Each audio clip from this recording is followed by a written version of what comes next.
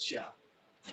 ठीक है, एक और इधर बना लीजिए क्रम सूची और क्या। ठीक है, यहाँ लिख लीजिए क्रम संख्या। ठीक है, और ये हो जाएगा आपका गृहारंभ। ठीक है, गृहारंभ। ठीक है, इसके बाद में देवालय आरंभ। देवालय, देवालय,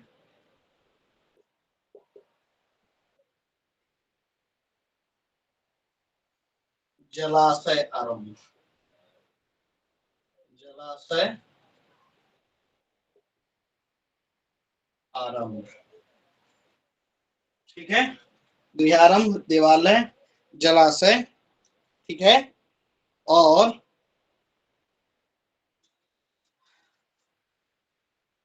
राहु का मुख। राहु का पूछ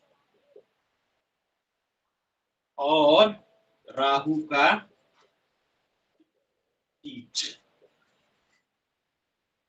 ठीक है, गृहारंभ। लास्ट में क्या लिखा है? राहु का सिर, राहु का मुख है, अच्छा पहला जी। है। हाँ, ये 4 नंबर पे राहु का मुख, राहु का पूछ और फिर राहु का पीठ। ठीक है,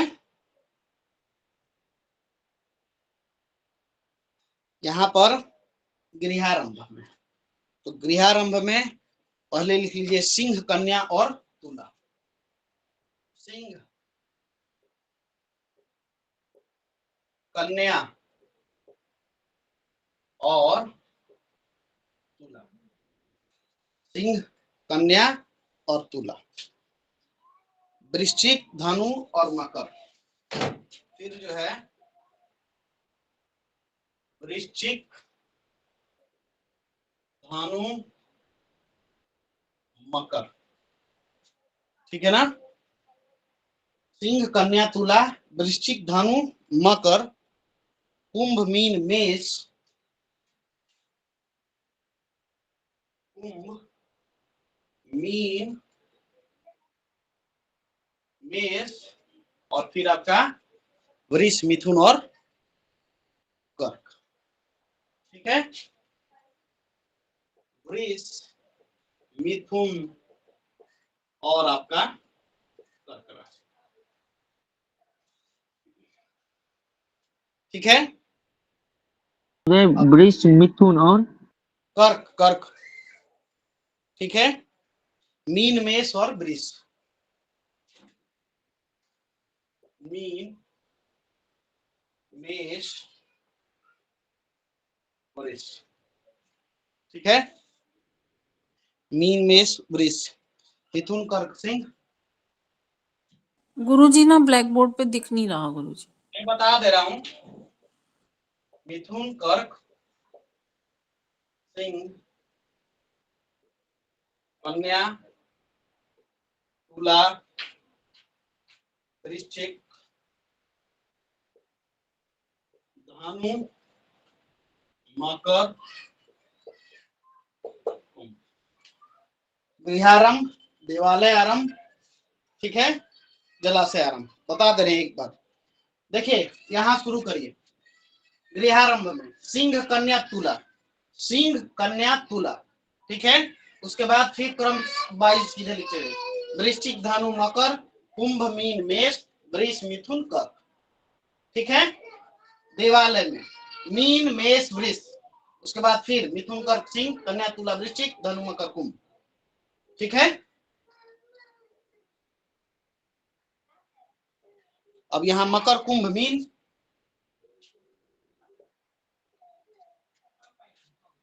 दोबारा बताना इसको, देवालय वाला दोबारा बोल दें। मकर, गृहारंभ में क्या लिखा है गुरुदेव? और मीन। गृहारंभ में सबसे पहला जो घर है वहां पर लिखे सिंह, कन्या, तुला। ठीक है, सिंह, कन्या, तुला। उसके बाद में क्रम वाइज 3-3 को लिखते जाइए चारों घर में, वृश्चिक, धनु, मकर, कुंभ, मीन, मेष, वृष मिथुन कर्क। देवालय में मीन मेष वृष। उसके बाद अगला घर 3 राशि और लिखिए, मिथुन कर्क सिंह कन्या तुला वृश्चिक धनु मकर कुंभ। ठीक है। अब जो है जलाशय में लिखिए मकर कुंभ मीन। ठीक है। और उसके बाद में फिर जो है हमारा वही क्रम चलेगा, मेष वृष मिथुन कर्क सिंह कन्या। मेष वृष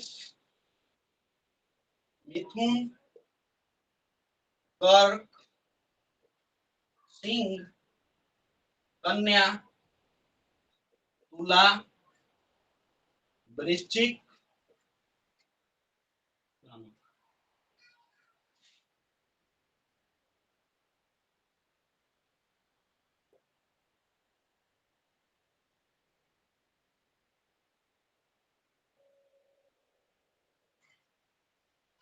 गुरुजी जलाशय आरंभ वाला दोबारा से बोल दीजिए।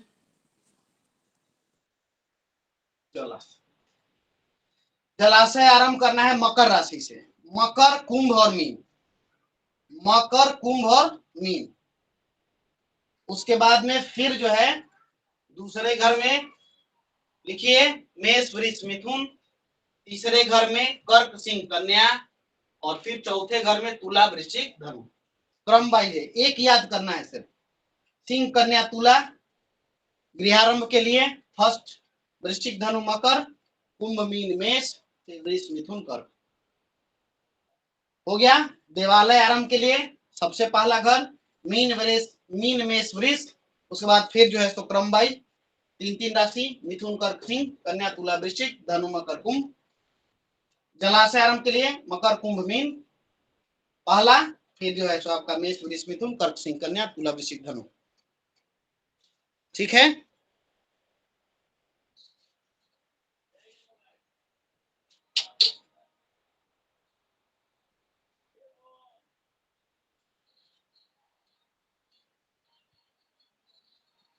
गुरुदेव राहु का मुख बताए। राहु का मुख है ईशान। ठीक है। राहु का पूछ है नैऋत्य। ठीक है। और राहु का पीठ है आग्नेय। आग्नेय। ठीक है। गुरुदेव एक बार पुनः बताए, राहु का मुख। पहले घर में लिखिए राहु का मुख ईशान, राहु का पूछ नैऋत्य, और राहु का पीठ आग्नेय।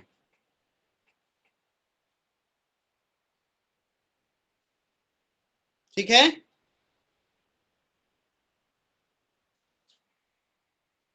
अगले घर में वायव्य राहु का मुख होगा, वायव्य। ठीक है। राहु का पूछ होगा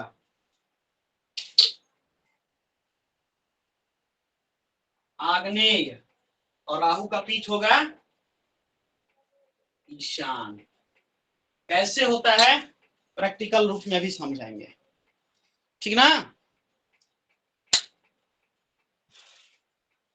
इसके पश्चात तीसरे घर में राहु का मुख नैऋत्य,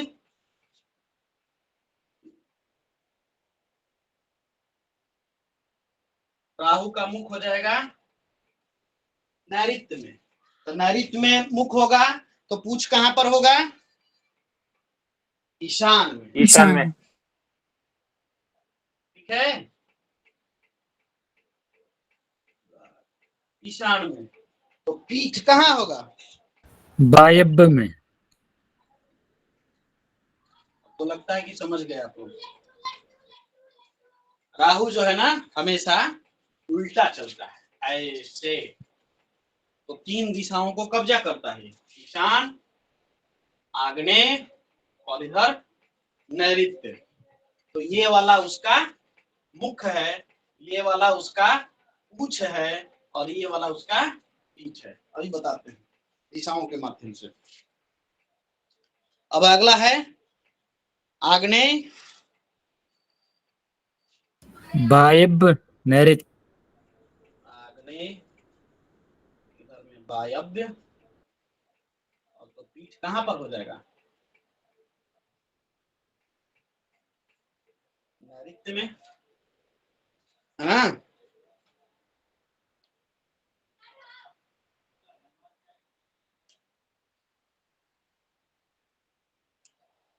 अब भाई गृहारंभ के लिए, तो गृहारंभ के लिए ये जो राशियां लेनी है, ये किसकी लेनी है?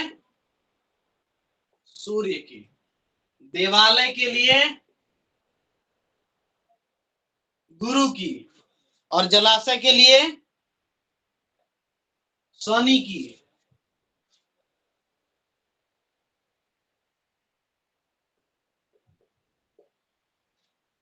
ठीक है।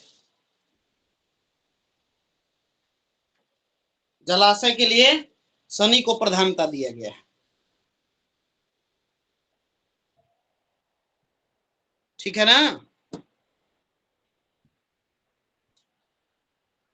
सूर्य जब मेष राशि में हो, ठीक है, सूर्य जब आपके मेष राशि में हो, ठीक ना, तो हमारा जो खाप खुदेगा, ठीक ना, वह जो है राहु का पीठ पे, ठीक ना, पूंछ पर भी नहीं और मुख पर भी नहीं, राहु का पीठ ही प्रधान माना गया, ठीक ना।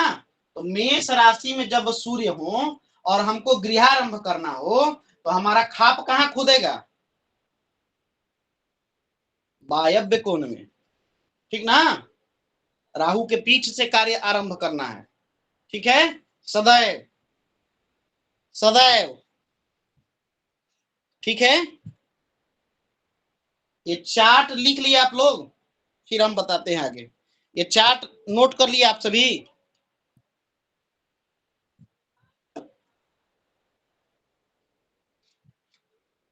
बोलिए।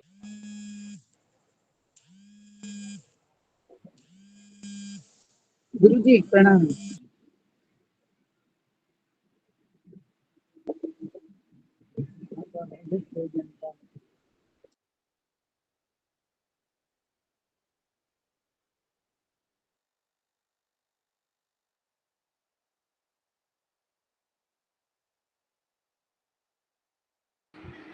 बोर्ड में दिख नहीं रहा है। हाँ नहीं दिख रहा, बिल्कुल भी बोर्ड पे दिखाई नहीं। क्लियरिटी है नहीं, लिखने में दिक्कत हो रही है। हाँ मैं क्या बोल रहा हूँ भगवान, अगर गुरुजी किसने से पूरी उसका एक फोटो मांग लेंगे तो सबको अच्छा से दिखने लगेगा। किसने पूरी हाँ चार्ट हाँ, वो बनाई है ठीक क्या? रहेगा। वैसे भगवान गुरुजी किसी ने नोट पूरी चार्ट कर बनाई है रहा क्या? मैंने। बोलिए। भगवान किसी ने पूरी चार्ट बनाई है क्या? बता दे रहा हूं देवेंद्र जी, नोट कर लीजिए। देखिए, गृहारंभ के लिए, ठीक है, सूर्य का जो हो वह जो है, यदि सिंह, कन्या, तुला इस राशि में जब सूर्य हो, तो हमारा खाप जो खुदता है, यानी नींव की पहली बार हमारी खुदाई होती है, ठीक ना, वह जो है सो कहां पर खुदता है? राहु के पीठ पर। कोई भी हमको वास्तु से संबंधित निर्माण करना। अजय जी माइक म्यूट करिए, माइक को म्यूट कर लीजिए। हाँ, कोई भी कार्य हो, कोई भी वास्तु से संबंधित हमारा कार्य हो, उसके लिए हमारा जो खाप है उसको खोदने के लिए जो है सो कहा गया है कि हम भूमि में कुछ जो है सो निर्माण करेंगे, आधार जो है सो बनाने के लिए, उसके लिए जमीन की कुछ खुदाई करनी होती है।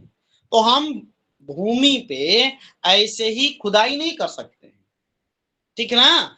इस भूमि पर राहु का वास होता है, ठीक है। हमारी भूमि पृथ्वी तत्व है ना इसके अंदर में, बोलिए, भूमि यानी कि पृथ्वी तत्व, बोलिए। और जी गुरुजी पृथ्वी और तत्व है। हमारे वास्तु में जो है पृथ्वी तत्व जो है, वहां पर किस ग्रह का वास है? राहु का ही वास है ना, बोलिए। नैऋत्य कोण में जी जी हम भगवान। पृथ्वी तत्व का वास है। पृथ्वी पर हमको खुदाई करनी है, और वहां पर बैठा हुआ है कौन? राहु। प्रधान उसका जो है वही ना है, राहु, बोलिए। जी जी भगवान। तो राहु के मुख पर जो है हम जो है सो खुदाई नहीं कर सकते। राहु को क्या मानते हैं? सर्प मानते हैं लोग, है ना। राहु को क्या मानते हैं? जी सर्प है, सर्प। सर्पाकार है। उसकी जब आप कर्मकांड में जब कहीं पर भी उसकी जब व्याख्या मिली है, एक सर्प की भांति मिली है, ठीक ना। सर्प की तरह काम करता है, उल्टा चलता है, ठीक है। तो किसी भी सर्प का तोड़ क्या है? उसके मुख पे वार करिएगा तो भी वह कंट्रोल में नहीं आएगा, पूंछ पे वार करिएगा तो सीधे आपके ऊपर वार करेगा, है ना। तो उसका, लेकिन आप पीठ पे वार करते हैं, जब कमर पे वार करते हैं तो वो आपके काबू में आ जाता है ना। बोलिए। जी गुरुदेव। बताएं प्रभु जी, सही है तो बताइए, समर्थन करिए, नहीं तो बोलिए कि जी कुछ, जी गुरुदेव, जी जी सच है ना। तो राहु को अपने बस में करने के लिए, अपने अनुकूल, अपने फेवर में लेने के लिए, राहु के पावर को अपने अंदर समेटने के लिए, काबू करने के लिए, कंट्रोल करने के लिए, उसके पीठ से हम लोगों का वास्तु से संबंधित निर्माण जो है हम लोग करते हैं उसके पीठ पे, ठीक है। तो यहां पर जो है क्लॉकवाइज जो हमने बताया था आग्नेय कोण से, तो हमने शुरू किया। हमारे देखिए गृहारंभ के लिए, हमको जब घर बनाना हो, अपने लिए कॉम्प्लेक्स बनाना हो, रेसिडेंशियल कॉम्प्लेक्स बनाना हो, आवासीय भवन निर्माण करना हो, ठीक है। तो इन सभी चीजों के लिए, किसी भी प्रकार का वास्तु, हमारे रहने या हमारे व्यापार इत्यादि से संबंधित किसी भी रिहायशी, प्रशासनिक या फिर हमारा व्यवसायिक किसी प्रकार का कोई भवन हो, तो उसमें निर्माण के लिए हम जो है सूर्य की राशि को प्रधानता देते हैं। उत्तरायण, दक्षिणायन, बात समझते हैं ना। बोलिए। जी जी। तो इसमें जो है सूर्य की राशि को हमको देखना है, ठीक है। सूर्य की राशि, पंचांग में सूर्य का प्रतिदिन जो है सो राशि दिया हुआ रहता है कि सूर्य किस राशि में है, चंद्रमा किस राशि में है। आजकल तो समाचार पत्र इत्यादि के माध्यम से भी प्राप्त हो जाएगा, मोबाइल में सॉफ्टवेयर है, उसके माध्यम से भी देख सकते हैं। तो सूर्य का राशि यदि सिंह, कन्या और तुला हो और हमको गृहारंभ करना हो, ठीक है, तो वह जो है हमारा आग्नेय कोण में हम आरंभ करेंगे, ठीक ना। जो खात हमारी खुदेगी, जो नींव हमारा पहला खुदेगा, वो कहां पर खुदेगा? सबसे पहले आग्नेय कोण में, ठीक आगे है। नहीं। और यहीं से जो है मुझे खात सिंह तुला देखते हैं, ठीक ना। नींव कूदने के लिए हम मुहूर्त देखते हैं। बोलिए नीना जी, क्या कह रही हैं? जी, ये मेरे से सुनने में छूट गया। सिंह राशि और सिंह, कन्या और तुला, जी ठीक। सीधा सीरियल वाइज है। पांचवी राशि, छठी राशि, सातवीं राशि, ठीक है ना। पांचवी राशि, छठी राशि, सातवीं राशि, जी गुरु जी धन्यवाद। इसके लिए हमारा आग्नेय कोण में खात खुदेगा, ठीक है। सभी को समझ में आ रहा है? गृहारंभ के लिए बता रहे हैं। गृहारंभ में जी जी भगवान। सूर्य राशि को देखते हैं, तो सूर्य आ की रहा है राशि समझ में। जी बोलिए बद्री जी। समझ में आ रहा है। हाँ, सूर्य की राशि यदि सिंह, कन्या या तुला हो तो फिर हम खात आग्नेय कोण में। हाँ बोलिए आशीष तिवारी जी, बहुत देर से हैंड रेज है आपका। जी गुरुदेव धन्यवाद, प्रणाम गुरु जी। मैं क्या बोल रहा गुरु जी, थोड़ा दिखाई कम दे रहा है, तो अगर इसका एक फोटो मिल जाएगा तो गुरु जी थोड़ा समझने में आसानी होगी। ठीक है, आपको जो है फोटो जो है सो भेज देते हैं। मेरी बात सुनाई दे रही है ना? जी गुरु जी दे रही है।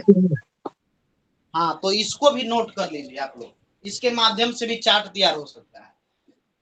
सिंह, कन्या और राशि में सूर्य हो, ठीक है, तो गृहारंभ के लिए हमको खात जो है आग्नेय कोण में खोदना है, ठीक है।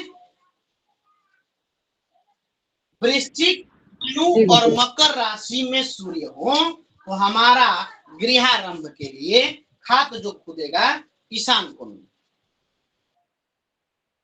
कुंभ, मीन और मेष राशि में सूर्य हो तो गृहारंभ के लिए वायव्य कोण में आपका खात खोदेगा। ठीक है, वृष, मिथुन और कर्क राशि में सूर्य हो तो गृहारंभ के लिए हमारा खात नैऋत्य कोण में खुदेगा। एक क्लियर हुआ? ये क्लियर हुआ? गुरु जी एक मिनट, ईशान कोण में क्या है? जी गुरु जी एकदम क्लियर। हाँ बोलिए राघवेंद्र जी। जी गुरुदेव, उत्तरायण दक्षिण में कोई महत्व रखता है या कोई आवश्यकता नहीं है उसको देखने की? भगवान देखिए, सूर्य के लिए हमने जो है यहाँ पर ये जिस माह में जहां पर सूर्य हो, ठीक है, अब इसमें जो है सो सिंह राशि में सूर्य होते हैं तो कौन सा माह, कौन सा ऋतु, कौन सा अयन चलता है, आप ही बताइए। उत्तरायण होता है भगवान। तो बस ऋतु कौन सी होगी, ऋतु कौन सी होगी? वर्षा, शिशिर। शिशिर होगी शिशिर कि ऋतु आएगी भगवान। वर्षा होगी ना? तो वर्षा होगी। वर्षा। अरे भगवान, अभी तो वृष राशि में सूर्य कर रहे हैं, इसके बाद में किस में जाएंगे? मिथुन, कर्क, सिंह में। बोलिए, कन्या, तुला। जी बिल्कुल। तुला में ना शरद में और शिशिर में जाते हैं। नवंबर दिसंबर में तुला की संक्रांति लग जाती है तो विवाह इत्यादि कार्य ठप हो जाता है कि नहीं? जी भगवान। और नवंबर से 2 माह पहले आ जाइए, तुला कन्या से पहले सिंह राशि, तो बरसात ही तो चलता है। नहीं, मेरे पूछने का तात्पर्य यह था कि दक्षिणायन श्रेष्ठ पकड़े या उत्तरायण या कोई भी माह में जब ये राशि में सूर्य हो तो उसके अनुसार खुदाई चालू करे, ये पूछना था भगवान। यही सिंह राशि के अनुसार में आप कार्य करिए। ठीक है, हमको गृहारंभ राशि ही लेना है। ठीक है, गृहारंभ के लिए सूर्य की राशि ही लेना है। ठीक है, और इसके अनुसार हम जो है खात खोद सकते हैं, क्योंकि गृह प्रवेश के लिए, गृहारंभ के लिए, न्यू पूजन के लिए, ठीक ना, नूतन गृह प्रवेश, नवीन गृह प्रवेश, इसके लिए सबका अलग अलग मुहूर्त है। ठीक ना, तो सब कुछ जो है सो आपको उत्तरायण में ही मिल जाए, ये कदाचित थोड़ा सा जो है सो मतलब मुश्किल होता है। ठीक ना, कभी न्यू खुदने का बरसात में, कभी इस तरीके से ये चीजें चल सकती हैं। बोलिए देवेंद्र जी। नमो गुरुदेव जी। गुरुदेव, जैसे अभी चल रहा है शुक्र अस्त हो गया है, जैसे गुरु अस्त हो गए, तो अभी क्या नींद खुल सकती है? मुहूर्त भगवान इसमें दिया रहेगा ना, मुहूर्त। हम अभी पंचांग पर, अभी मुहूर्तों पर जा ही कहाँ रहे हैं?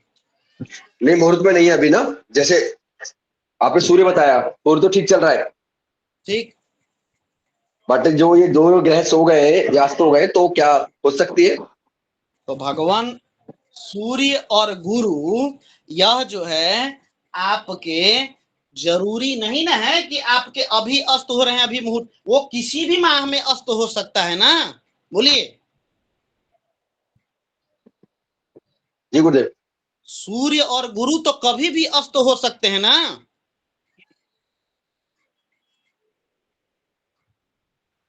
भगवान सूर्य थोड़े ना होंगे, कभी भी अस्त हो सकते हैं। जब भी सूर्य के निकट में आएंगे गुरु या शुक्र, उनके अगल बगल के अंश में उनको अस्त होना ही पड़ेगा।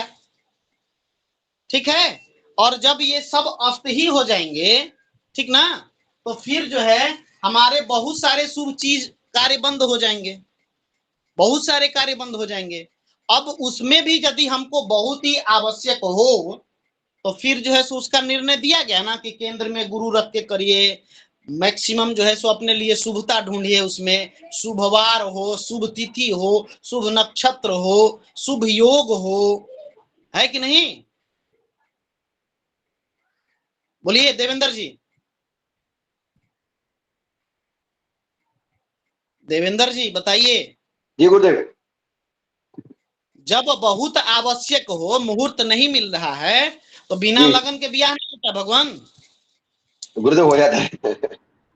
फिर मूल सिद्धांत यहाँ पर आप लोग देखिए, समस्या को पहले नहीं, समाधान पहले देखिए कि हमको सबसे पहले सूर्य के लिए, न्यू पूजन के लिए, खात खोदने के लिए, पंचशिला पूजन के लिए हमको सब में अलग अलग मुहूर्त चाहिए। ठीक है, आप गृह प्रवेश इसको जो है सो नहीं कर सकते हैं, ठीक ना। गृह प्रवेश का अलग प्रसंग है, वो जिस समय पर लिखा है हुआ है, जिस लग्न में लिखा हुआ है, वो दिन में मिल सकता है, रात्रि में मिल सकता है। ठीक है, हमको उसके साथ तालमेल बिठा के कार्य करना है। ठीक है जी गुरुदेव, ठीक है। अब यहाँ पर देखिए, हमने बताया कि गृहारंभ के लिए सूर्य को प्रधान देते हैं। माइक म्यूट कर लीजिए। देवालय हमको बनाना है, कहीं पर देवालय का निर्माण कराना हो तो देवालय निर्माण के लिए जो खात खुदेगा, जैसे अभी अयोध्या में राम मंदिर निर्माण हुआ, ठीक है, स्थान निर्धारित हुआ, उसके बाद वहां पर नींव खुदी, बोलिए, है ना। उसके लिए भी शास्त्रों में वर्णन दिया गया कि भाई देवालय आरंभ के लिए गुरु को प्रधान दीजिए। ठीक है ना, गुरु को जो है सो प्रधानता दीजिए। और गुरु जो है आपके कहते हैं मीन, मेष और वृष। मीन, मेष और वृष में यदि आपके गुरु हैं तो खात आग्नेय कोण में खुदेगा। ठीक है, मिथुन, कर्क, सिंह में यदि गुरु हैं तो ईशान कोण में खात खुदी, राहु का पीठ वहां पर प्राप्त होगा। कन्या, तुला, वृश्चिक राशि में यदि गुरु हैं तो वायव्य कोण में आप खात खोदिए, और धनु, मकर और कुंभ में नैऋत्य कोण में आप खात खोद सकते हैं। ठीक है,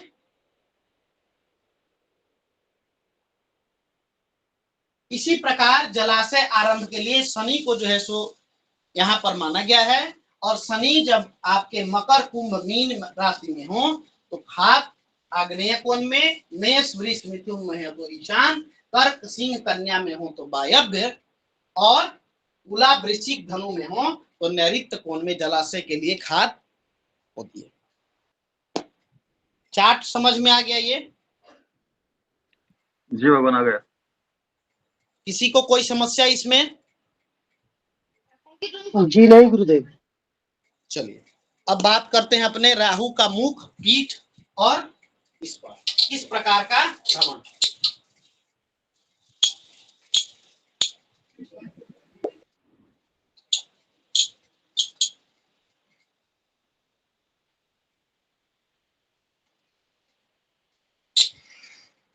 देखिए, ये हमारा भूखंड है, ठीक है ना, ये हमारा भूखंड है।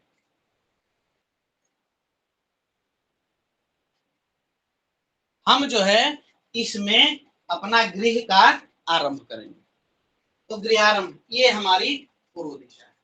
इसके अंदर आपके 9 कोण को बिठाने के लिए क्या करें, ऐसे रख लें, विभाजन कर लेते हैं हम लोग, क्या ये इस प्रकार से। ये है पूर्व दिशा। पूर्व दिशा ये है तो हमारा अग्नि कोण ये हो जाएगा, नैऋत्य कोण, वायव्य कोण, और ये हो जाएगा हमारा ईशान कोण। लीजिए, उत्तर दिशा, पश्चिम दिशा, दक्षिण दिशा, ये हमारा south east, south west, north west, north east, बाकी ये दिशाएं बोर्ड पर। ठीक है, अब मान के चलिए, चलो उधर चलो, चलो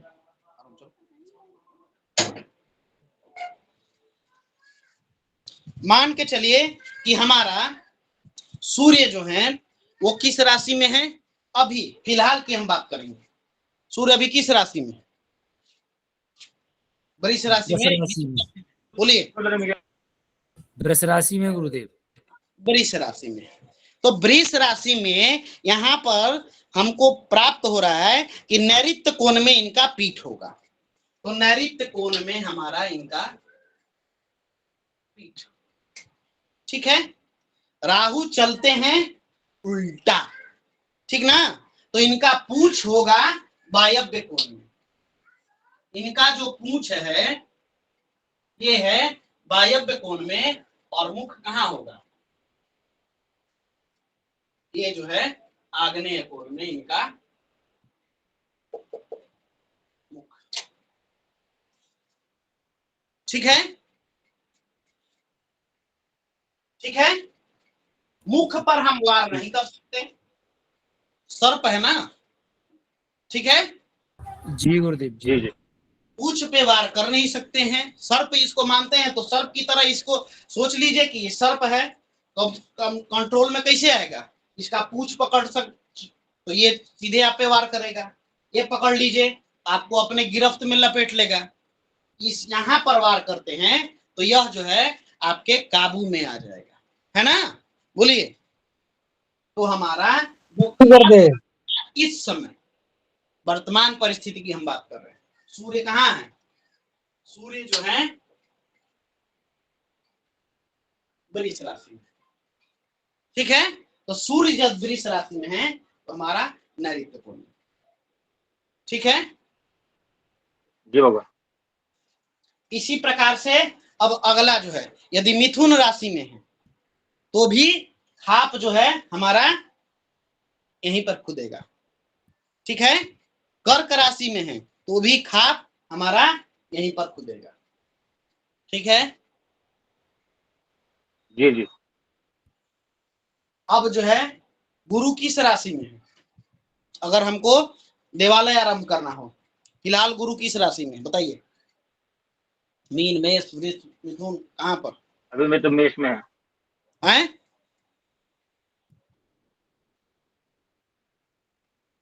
गुरु किस राशि में भगवान, गुरुजी वृक्ष 6 में आ तारीख गए को ना। वृषभ में जाएंगे। वृष राशि में है।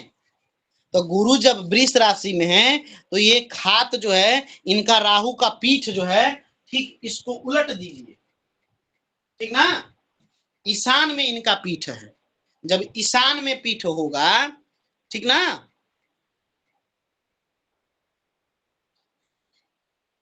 नहीं आग्नेय कोण में पीठ हो जाएगा ना भगवान। गुरु जब वृष राशि में है तो आग्नेय कोण में है ना। जी गुरुदेव, आग्नेय कोण में होगा। गुरु किस राशि में है, अभी तो भगवान गुरु भी वृष राशि में है, तबे ना गुरु अस्त होने वाले हैं। बोलिए,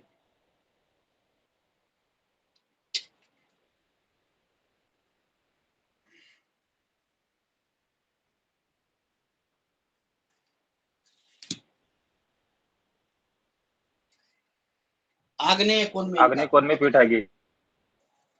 इनका पीठ जो है हमारा आग्नेय कोण में होगा। आग्नेय कोण में पीठ है तो मुख कहाँ होगा, ईशान कोण में। ईशान में हो गया भगवान। यहाँ पर इनका जो है सुमुख हो जाएगा, ठीक है। और पूछ कहाँ जाएगा, नैऋत्य कोण में। नैऋत्य कोण में। नैऋत्य कोण में। अब इस प्रकार से निर्माण दे दीजिए इनको, ठीक है। जी जी। आप कहाँ कूदेगा, देवालय के लिए, आग्नेय कोण में। ठीक है। अब जो है शनि किस राशि में अभी है, बोलिए, कुंभ में कि मीन में, कुंभ में है, कुंभ कुंभ में में। है। शनि किस राशि में है, कुंभ में है कुंभ भगवान। में है गुरुजी। कुंभ में शनि है, कुंभ में। तो चार्ट देखिए और देख के बताइए कि राहु का पीठ जो है कहाँ पर है जलाशय आरंभ के लिए, वही आग्नेय में आएगा। बोलिए, आग्नेय कोण में।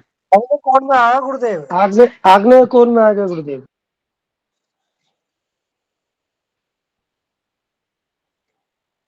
है ना।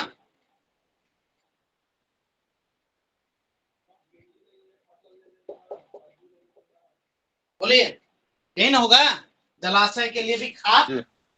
जी गुरुदेव। यहीं पर। अब समझ में आ गया? बोलिए। आ गया बाबा। तो ये था हमारा जलाशय से संबंधित। ठीक है, ठीक है। जी जी। चलिए, तो ये चीज एक तो जो है सो हमारा फाइनल हो गया। ठीक है, कि जो भी ग्रह, ठीक ना, जिस प्रकरण के लिए हमको खाप खोदना हो, ठीक है, जिस प्रकरण के लिए भी, ठीक है, उसके राशि के अनुसार, ठीक ना, हमको खाप जो है खोदना चाहिए। ठीक है। जी जी। अब इसके बाद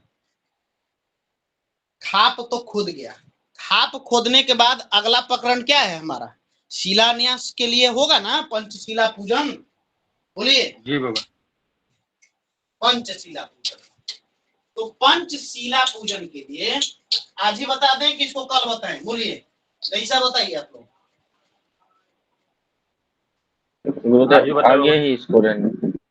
आज समझेंगे ना? ये ग्रहारंभ तो कंप्लीट हो गया, अब आगे बढ़े। हाँ, तो सबसे पहला हमारा वृष चक्र है। थोड़ा आज स्याही को भी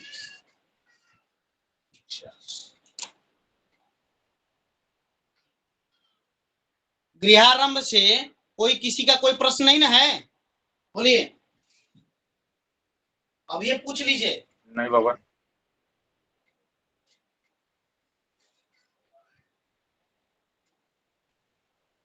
इन दोनों की सारणी आपको ग्रुप में मिल जाएगी, ठीक ना?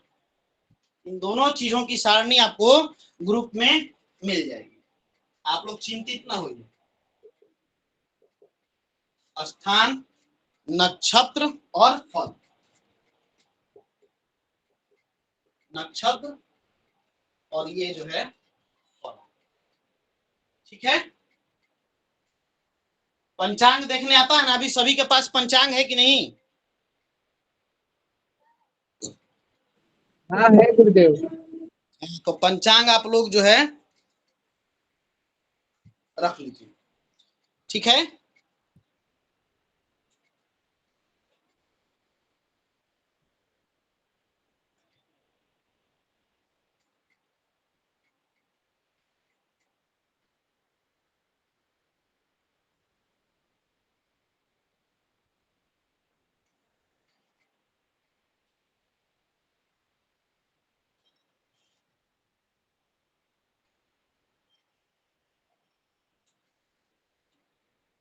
कितने कॉलम है भगवान, कितने कॉलम बने इसमें? हैं? एक कॉलम कितने बने? 4 5 6 7 8 कॉलम। हाँ।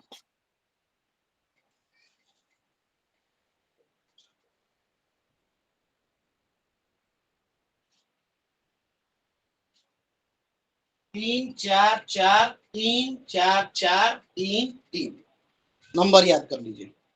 मस्तक,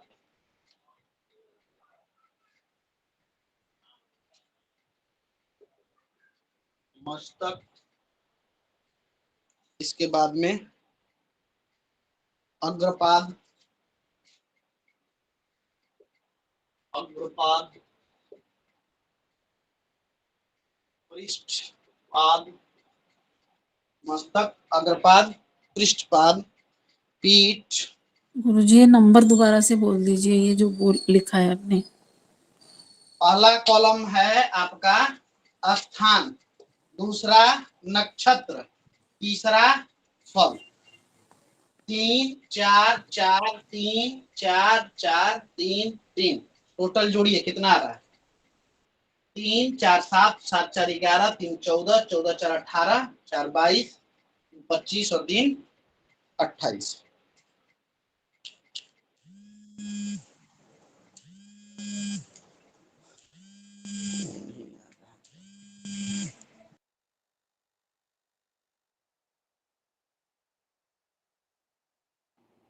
ये जो नंबर लिखा है पद में किसी के पास लिखे तो लिखे, साफ साफ किसी ने लिखे 3 4 4।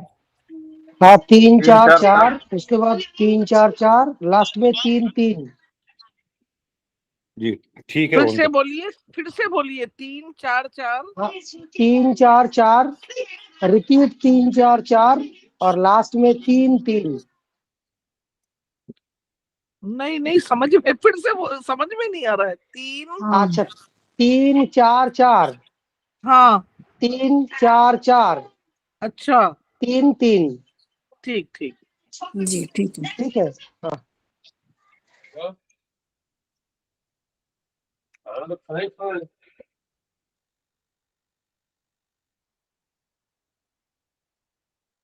अभी गुरुदेव क्या चीज का चक्र बनाए थे हरिकृष्ण जी?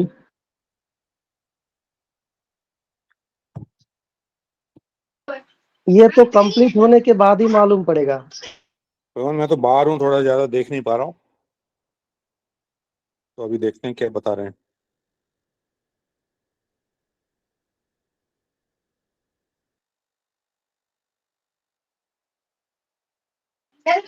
अच्छा लेफ्ट साइड में स्थान, नक्षत्र और लास्ट में क्या बोला है? फल, फल, फल, ये फल। स्थान, नक्षत्र, फल। स्थान यानी कि वृष, मतलब समझते हैं ना, वृष का मतलब कि बैल। ठीक है, ठीक है ना। यहाँ पर उसका स्थान है वाम कोख, दक्षिण कोख, ठीक है, पूछ और मुख। ये है पूछ और मुख, ठीक है। फल है इसका पहला 3 अग्निभय, ठीक है। उसके पश्चात पहला 3 क्या बताया गुरुदेव? अग्निभय, उद्विग्नता, उद्विग्नता, उद्विग्नता।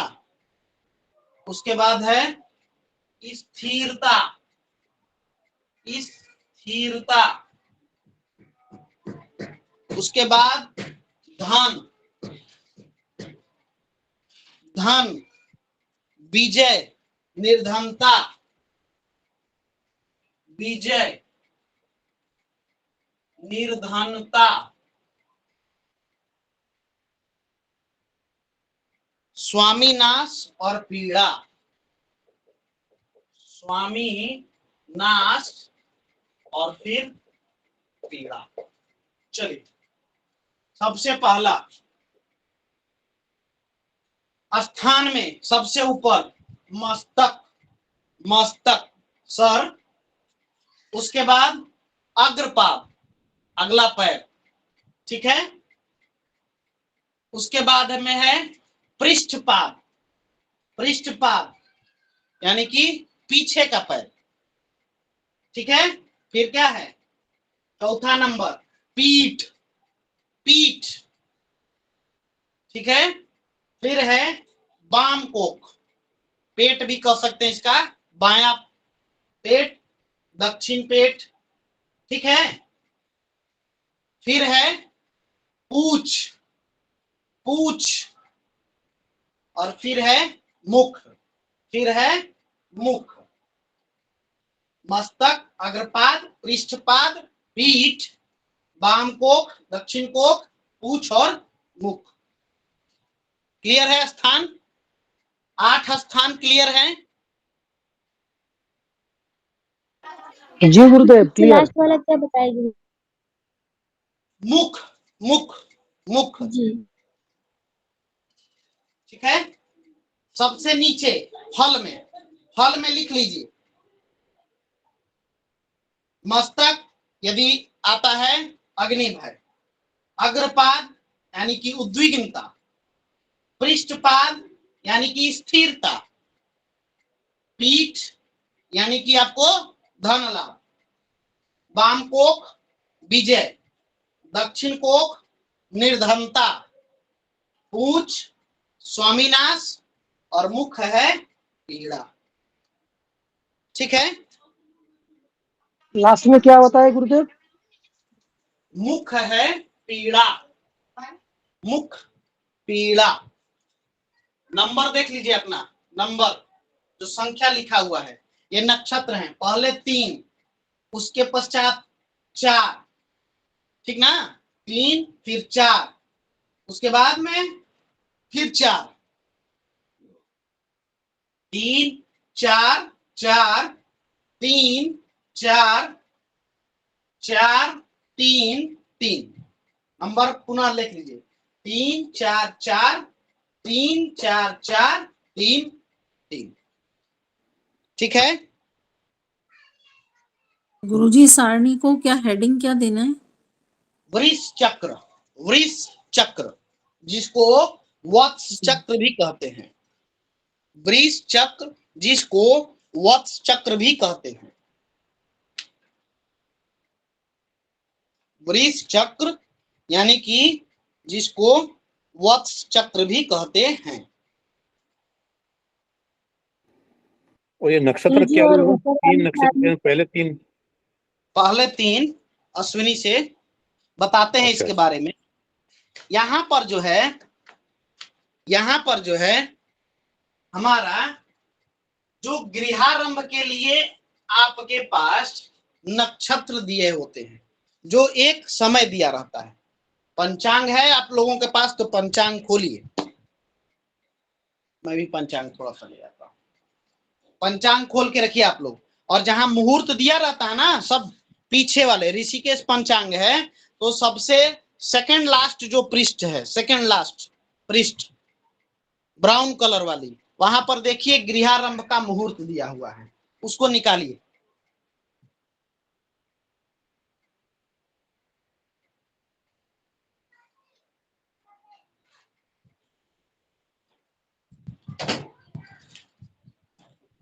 देखिए ब्राउन कलर वाला जो सबसे लास्ट का पृष्ठ है, उसके पीछे जो है आपको गृहारंभ का मुहूर्त दिया हुआ है। ठीक है। जलाशय आरंभ का मुहूर्त दिया हुआ है, उपनयन का गृहारंभ नीव। देखिए दिया हुआ यहाँ पर बैसाख कृष्ण पक्ष, ठीक है, तिथि है दूज यानी कि द्वितीया, बैसाख कृष्ण पक्ष द्वितीया। ठीक है। अनुराधा नक्षत्र है, गृहारंभ के लिए दिया है। अब हमको यह जांचना है, ठीक है, कि इस दिन गृहारंभ का क्या फल होगा। ठीक है, क्या फल होगा, जो हमारा पंचांग में जो दिया हुआ है उसका क्या फल होने वाला है। ठीक है, बात समझ में आ रही है। इस वृष चक्र के माध्यम से जो मुहूर्त हमारे लिए तय हुआ है, या जिस दिन हमको मुहूर्त का निर्धारण करना है, ठीक ना, गृहारंभ के लिए, यह जो है खाप खोदने के लिए, नींव पूजन के लिए, जब हमको पूजन करना हो, पंचशीला का शिलान्यास करना हो, ठीक है, उस दिन हमको क्या फल मिलेगा। मान के चलिए हम आज की ही तिथि लेते हैं, छोड़िए बाकी दिनों की बात। ठीक है, बाकी दिनों का छोड़ दीजिए। आज की तिथि क्या है? एकादशी। एकादशी तिथि है। एकादशी तिथि बैसाख कृष्ण पक्ष एकादशी तिथि शनिवार का दिन है, और संध्या 7:33 तक आपका पूर्वा भाद्रपद नक्षत्र है। मान के चलिए कि इस दिन हमको शिलान्यास करना होता, तो हमको क्या फल प्राप्त होता। ठीक है ना, क्या फल प्राप्त होता, सिंपली इसको हम लोग देखेंगे।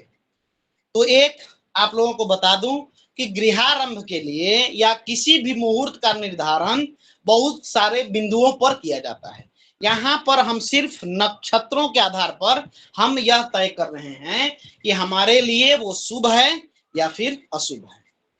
ठीक है, ठीक ना, हम यहाँ मुहूर्त निर्धारित नहीं कर रहे हैं। मान के चलते हैं कि आज यदि हम गृहारंभ करते तो हमको क्या फल प्राप्त होता, लेकिन इसका मतलब ये नहीं है कि आज मुहूर्त गृहारंभ का है। बात समझ में आ रही है ना? जी जी भगवान। चलिए आज जो है सो सबसे पहले क्या देखना है हमको, सूर्य का नक्षत्र लेना है। आज के दिनांक में सूर्य का नक्षत्र, ठीक है। तो सूर्य के लिए अभी फिलहाल कौन सा नक्षत्र है, देखिए पंचांग में लिखा हुआ है आपका, ठीक है। सूर्य गुरु जी अभी भरणी नक्षत्र में है ना, भरणी में। अभी देख लेते हैं भगवान, ज्यादा समय हमको नहीं लेना है, इसलिए तुरंत जो है सो निर्णय हम लोग लेते हैं क्या। जी भरने में, भरणी ही नक्षत्र है, भरणी। सूर्य अभी भरणी नक्षत्र में है, ठीक ना। सूर्य जो है वो भरणी नक्षत्र में है। पंचांग में देखिएगा सब कुछ आपको मिल जाएगा। चंद्रमा का नक्षत्र कौन सा है, देखिए पूर्वा भाद्रपद है ना, पूर्वा भाद्रपद, जी गुरु। पूर्वा भाद्रपद, ठीक है। तो हमको क्या करना है, ठीक ना, जो सूर्य का नक्षत्र यानी कि भरणी, ठीक ना, सूर्य का नक्षत्र है, उस सूर्य के नक्षत्र से वर्तमान जो हमारा चंद्रमा का नक्षत्र है उसको हम गिनेंगे, उसकी संख्या कौन सी है। तो भरणी से पूर्वा भाद्रपद को गिनिए, पृष्ठ संख्या 6 पर दिया हुआ है आपका, पृष्ठ संख्या 6 पर आपको नक्षत्र दिया हुआ। भरणी से पूर्वा भाद्रपद गिनिए, भरणी 1, कृतिका 2, 3, 4, 5, 6, 7, 8, 9, 10, अब 12, 13, 14, 15, 16, 17, 18, 19, 20, 21, 22, 23, 24, 24वां नक्षत्र है ना। जी जी गुरुदेव, 24वां नक्षत्र है, जी जी गुरुदेव, ठीक है जी बिल्कुल। तो 24वां नक्षत्र जो है हम इसको गिनेंगे वृष चक्र में, ठीक ना। अब जो है ये 24वां नक्षत्र नहीं होगा, यह कौन सा होगा, एक अभिजीत भी हमको ले लेना है इसमें, ठीक ना, क्योंकि यहाँ 28 है ना, बोलिए। जी जी, तो यह 25वां नक्षत्र हो जाएगा, बोलिए। जी बाबा। श्रवण का और हमारा उत्तरा भाद्र का होता है ना, उत्तराषाढ़ का जी जी जी कुछ चरण अभिजीत में होता है प्रभु जी, बताइए आप लोग। जी गुरुजी। उत्तराषाढ़ और श्रवण के कुछ अंश जो हैं अभिजीत के अंतर्गत आते हैं। ब्रजेश तिवारी जी बोलिए।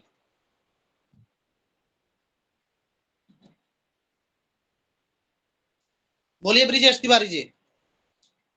गुरुदेव नमना। गुरुदेव वो सूर्य का भरणी हम नहीं देख पाए, कैसे आपने बताया ये बात। सूर्य का भरणी नक्षत्र नहीं देख पाए, पंचांग है आपके पास में? जी एक है गुरुदेव, पंचांग है। हाँ तो पंचांग देखिए, पंचांग को खोलिए जी, ओपन करके रखे हैं। हाँ तो ओपन करके रखे हैं, तो देखिए वैशाख कृष्ण पक्ष निकालिए। हाँ वो भी है गुरुदेव। वैशाख कृष्ण पक्ष है ना। अब वैशाख कृष्ण पक्ष में भरणी नक्षत्र जो है देखिए दिया हुआ है, 2 नंबर लिखा हुआ है पंचांग में, जो बीच वाला में दिया हुआ है भरणी भे सूर्य, 2 नंबर जहां पर लिखा हुआ है। देखिए श्री दुर्गा देवी रथ उत्सव रत्नागिरी 2 नंबर लिखा हुआ है, और 2 में गोलाकार करके भरणी भे सूर्य दिया हुआ है 12 नंबर पृष्ठ पे। हाँ 12 नंबर पृष्ठ। अरे वैशाख पक्ष का देखिए भगवान। हाँ जी 12 नंबर पृष्ठ तो दिख रहा है गुरुदेव। तो दिख रहा है, उसमें 2 नंबर कहीं पर लिखा हुआ है आपका। वैशाख कृष्ण पक्ष वाले कॉलम में सीधे आइए, जहां वैशाख कृष्ण पक्ष लिखा हुआ है उसके ठीक आइए, वहां पर 2 नंबर लिखा हुआ है कहीं पर। हाँ दिख गया, एक बूंदी मार के गोला गोला। जी गुरुजी। हाँ, और वहां बिंदु बा के लिखा हुआ है, तो वहां पर क्या दिया है, भरणी भे सूर्य, दिन में 3:31 पे, यानी कि आपका चतुर्थी तिथि को, चतुर्थी यानी कि कितना, 27 अप्रैल को दिन में 3:31 पे सूर्य जो है भरणी नक्षत्र में जा चुके थे। जी गुरुजी मिल गया। आज कौन सी तारीख है? आज तो 4 तारीख है गुरु 4 जी। तारीख तो सूर्य आज होंगे ना भरणी में ही? जी जी गुरु जी, हाँ बोलिए, बिल्कुल। हाँ हाँ। बताइए ब्रजेश जी। जी गुरु जी। तो जब भरणी में सूर्य हैं तो भरणी से आज का जो है सो चंद्रमा का नक्षत्र देखिए, पूर्वा भाद्रपद आपको प्राप्त है रात्रि 7:33 तक, यानी कि आधे घंटे पहले तक। जी गुरु जी। तो हम आज दिन में यदि शिलान्यास करते तो हमारा उसका फल क्या होता, यही हमको इस वृष चक्र के माध्यम से प्राप्त करना है, इसका शुभ और अशुभ फल। ठीक है, तो भरणी से जब पूर्वा भाद्रपद गिने तो हुआ 24वां नक्षत्र, लेकिन इस वृष चक्र में हम अभिजीत को भी गणना करते हैं। तो श्रवण से उत्तराषाढ़ से श्रवण का बीच का जो 15 अंश होता है वह जो है हमारा अभिजीत में गिनती होता है, ठीक ना। तो इसलिए उसको भी एक नक्षत्र जो है हम लोगों ने दे दिया है, ठीक ना। ठीक है भगवान।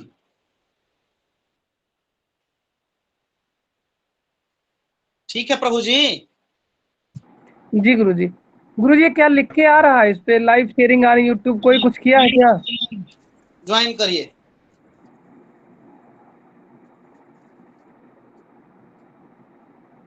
तो यहां पर जो है हम लोग सीधे सीधे सूर्य से जो है सो वहां पर हम लोग गणना कर रहे हैं, और गणना करने के पश्चात हम लोगों ने सीधे यहां पर देखा तो 25वां नक्षत्र जो है सो हमारा आया। ठीक है, आवाज जा रही है ना मेरी? जी गुरु जी आ रही। गुरुदेव जी। अब नहीं इस गुरुदेव, सुनाई नहीं दिया गुरुदेव, एक बार रिपीट कीजिए गुरुदेव। सूर्य से हम लोग जो है सूर्य से गणना कर रहे हैं चंद्रमा के नक्षत्र को। ठीक है, तो सूर्य का नक्षत्र है भरणी, चंद्रमा का नक्षत्र है पूर्वा भाद्रपद आज का। ठीक है, तो हमने जो है यहाँ पर वृष चक्र में देख के यह ज्ञात करना है कि आज हमारे लिए गृहारंभ करना, शिलान्यास करना शुभ होता या अशुभ। ठीक है, बोलिए प्रभु जी, कम से कम स्वीकृति दे दीजिए बीच में। जी भगवान। तो हमने आज पूछ पर आएगा भरणी से जब पृष्ठ संख्या 6 पर आपने गिना तो पूर्वा भाद्रपद आ रहा था 24वां, लेकिन हमने बताया कि श्रवण उत्तराषाढ़ से श्रवण के बीच में जो 15 अंश होते हैं अभिजीत गिने जाते हैं। तो हमारा एक नक्षत्र वहां पर बढ़ा तो 24 और 1 हो गया 25। अब वृष चक्र में 25 का फल हम ज्ञात करेंगे, तो कैसे प्राप्त करेंगे? ये जो है 3, ठीक है, 3 4 7 गिनते जाइए, 3 4 7, 7 4 11, 11 3 14, 14 4 18, 18 4 22, 22 और 3 25। तो वृष का जो बास हुआ वह हुआ पूंछ पर, ठीक ना। पूछ पर, और पूंछ पर होने के कारण आज यदि उसका फल यदि हम देखें तो यहाँ पर बता रहा है स्वामी का नाश। ठीक है, इसलिए आज यह जो है गृहारंभ का, शिलान्यास का प्रसंग जो है उपयुक्त नहीं होता। बात समझ में आई? जी बिल्कुल। बात समझ में आई सबको? जी गुरु जी। जी गुरु जी। किसी को कोई इसमें समस्या है? एक और उदाहरण लेते हैं, ठीक है, एक और उदाहरण लेते हैं। वैशाख कृष्ण पक्ष तृतीया को हमने देखा था ना, इसमें मुहूर्त दिया हुआ है पृष्ठ संख्या आपका 43 पे दिया हुआ वैशाख कृष्ण पक्ष दूज, है ना। वैशाख कृष्ण पक्ष दूज, शुक्रवार के दूज, यानी कि दूज, दूज का मतलब शुक्रवार का जो दिन था 26 तारीख, 26 तारीख। तो 26 तारीख को सूर्य किसमें थे? भरणी से पहले कौन था? अश्विनी बोलिए। जी गुरुदेव जी, अश्विनी में। अश्विनी में। अब अश्विनी से ये जो है आपका अनुराधा को गिनिए। अश्विनी से अनुराधा, ये तो सीधा है। अश्विनी से अनुराधा को काउंटिंग करिए, कौन सा आएगा? 1 2 3 4 5 6 7 8 9 10 11 12 13 14 15 16 और 17। 17वां होता ना? जी गुरुदेव जी जी 17वां नक्षत्र। अब इस 17वां में आप देखिए 3 3 और 4 7, 7 और 4 11, 11 और 3 14, 14 और 4 18। यानी कि वाम कोख पे वृष का वास होता है, जो जातक को विजय प्राप्त कराता है। इसलिए उस दिन जो है गृहारंभ करना शुभ होता। बोलिए। जी जी गुरुदेव जी। तो इस प्रकार से हम जो है वृष चक्र में इस मुहूर्तों को देख के यह जो है सो जान सकते हैं कि उस दिन हमारे लिए गृहारंभ करना, शिलान्यास करना शुभ है या अशुभ। ठीक है, जी बाबा। आई जी बात गुरुदेव में 2 चक्र आप लोगों जी ने गुरुदेव। जी एक तो राहु का वास और दूसरा वृष का वास। ठीक है, कल हम लोग जानेंगे कुर्मवास। अब इसमें छोटा सा कुछ संक्षिप्त नोट्स है, उसको आप लोग लिख लीजिए। ठीक है, वृष चक्र के लिए या वृष वास के लिए हम लोग सूर्य नक्षत्र से चंद्र नक्षत्र की गणना करेंगे। सूर्य नक्षत्र से चंद्र नक्षत्र की गणना करेंगे। ठीक है, और हमको इस वृष चक्र में देखना है, और हमको इस वृष चक्र में देखना है। ठीक है, तो पहला जो 7 है, पहले जो 7 नक्षत्र हैं, यानी कि पहले जो 7 हमको जो प्राप्त होगा अंक, सूर्य से जब चंद्रमा के नक्षत्र को गणना करेंगे तो जो पहला 7 आएगा वह हो जाएगा त्याज। ठीक है, फिर जो अगला 11 आएगा वो है ग्राह्य। ठीक है, यह जो है ग्राह्य है। देखिए, इसका पृष्ठपाद में स्थिरता, पीठ में धन, वाम कोख में विजय, और फिर अंतिम जो 10 है वह क्या है? त्याज्य। ठीक है, पहला 7 त्याज, बीच के जो 11 हैं वह जो है ग्राह्य हैं, और अंतिम फिर जो 10 हैं वो फिर पुनः त्याज्य हैं। ठीक है, बोलिए।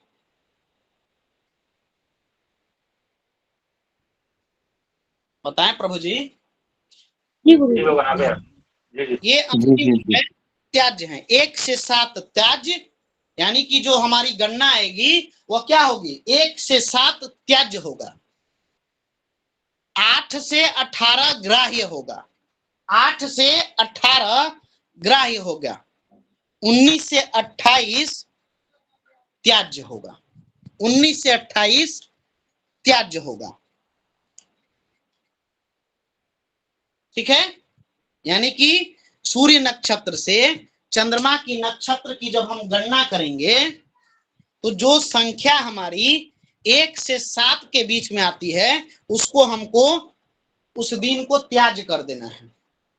8 से 18 आती है तो उसको ग्राह्य कर लेंगे। ठीक ना, गृहारंभ शुभ होगा। और 19 से यदि 28 तक आता है तो उसको पुनः जो है सो हमको त्याग कर देना चाहिए। ठीक है, त्याग कर देना चाहिए। ठीक है, एक चीज और है, यदि संख्या 9 या 12 आती है, 9 और 12 संख्या यदि 9 और 12 आती है तो भूमि जो है सुप्त होगी, भूमि जो है सुप्त होगी, भूमि जो है सुप्त होगी। 9 या 12, यहां पर जो है 3 4 7, 7 और 4 11, ठीक ना। और फिर इसमें यदि आता है 9 और 12, इसी में ना आएगा पीठ में, तो 9 और 12 को भी हमको त्याज देना है। 9 और 12 को भी त्याज देना है। यदि संख्या सूर्य नक्षत्र से चंद्रमा के नक्षत्र को गिनते हैं और संख्या 9 या 12 आती है तो भूमि जो है सुप्त होती है, इसको भी त्याग कर देना चाहिए। 9 या 12 आने पर भूमि सुप्त होगी, इसको भी हमको त्याग कर देना है। क्लियर? एकदम क्लियर है? जी जी। चलिए आगे पुनः जो है कोई प्रश्न है, संशय है तो पूछिए आप सभी।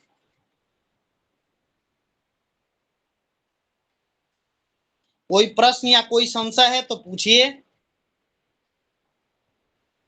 आज तो कोई नहीं भगवान, कोई सब चलिए, समझ में आ गया। तो आज जो है वृष चक्र और राहुवास चक्र आप लोगों को समझ में आ गया। जी जी। चलिए ठीक है, तो यहीं पर हम लोग कक्षा का समापन करते हैं। ओम पूर्णमिदं पूर्णात् पूर्णमुदच्यते पूर्णस्य पूर्णमादाय पूर्णमेवावशिष्यते। ओम शांति शांति शांति। सर्वेभ्यो नमो नमः। सभी को यथायोग अभिवादन, सभी को शुभ रात्रि। धन्यवाद आप सभी का। नमो नमः। जी गुरुजी, नमः सभी को। सर्वेभ्यो नमो नमः, सभी को शुभ रात्रि। सर्वेभ्यो नमो नमः, प्रणाम गुरुदेव, सभी को शुभ रात्रि। नमो नमः प्रभु जी। ये ज्वाइन करने का कहाँ पर हो रहा है प्रभु जी?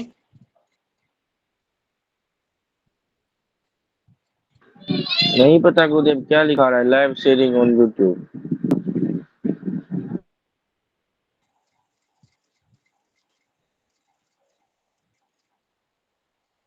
छोड़िए, इसको बाद में लिखा जाएगा। ठीक है प्रभु जी, धन्यवाद। ठीक होस्ट है मीटिंग गुरुदेव। फॉर ऑल कर देंगे, host meeting and for all.